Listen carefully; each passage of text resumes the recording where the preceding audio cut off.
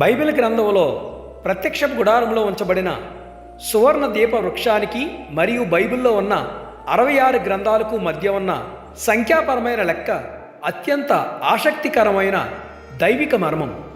Bible దేవుని యొక్క ప్రేరణ ద్వారానే వ్రాయబడింది అనడానికి ఇదొక సజీవ సాక్ష్యం.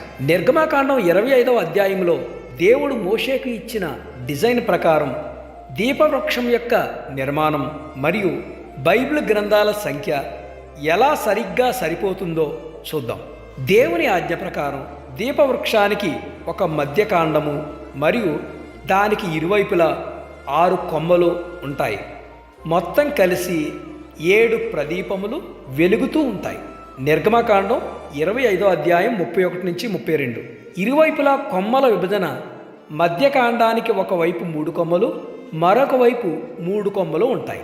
దీపవృక్షంలోని ప్రతి కొమ్మపై మరియు మధ్యకాండంపై నిర్దిష్ట సంఖ్యలో బాదము రూపము ప్రతిమలు, మొగ్గలు మరియు పువ్వులు ఉంటాయి.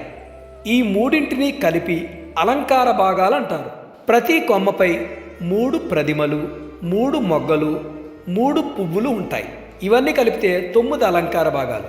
మధ్యకాండంపై 4 ప్రమిదలు, 4 మొగ్గలు, 4 పువ్వులు ఉంటాయి. ఇవన్నీ కలిపితే 12 అలంకార భాగాలు.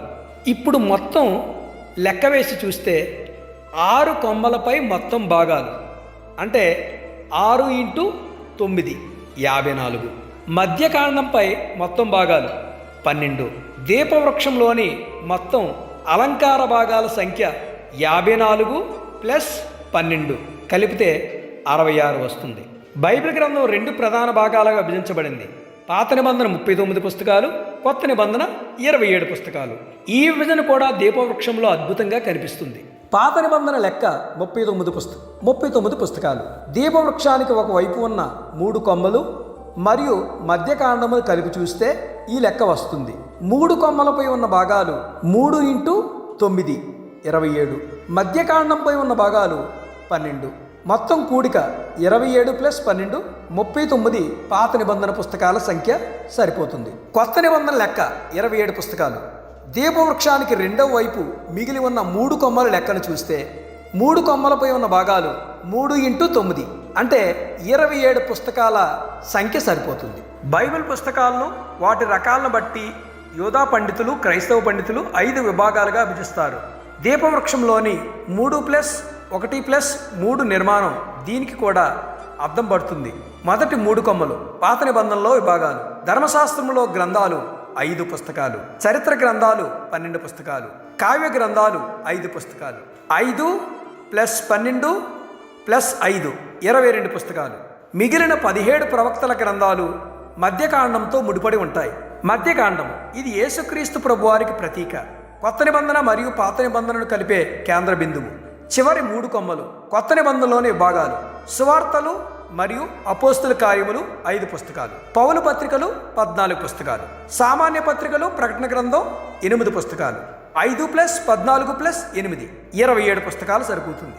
119వ కీర్తన 105వ వచనంలో రాసినట్లు, నీ వాక్యం నా పాదములకు దీపమును, నా త్రోవకు వెలుగునై ఉన్నది. గుడారంలో దేవుని సన్నిధిని వెలిగించడానికి మోసే కాలంలో ఏకైక ఆధారమైన ఆ సువర్ణ దీపవృక్షం చీకటితో నిండిన ఈ లోకంలో మానవాళికి ఆత్మీయ వెలుగుని ఇచ్చే 66 పుస్తకాల సంపూర్ణ బైబిల్ గ్రంథానికి దేవుడు వేల సంవత్సరాల క్రితమే దాచి ఉంచిన ఒక అద్భుతమైన ప్రవచన రూపక ముద్ర.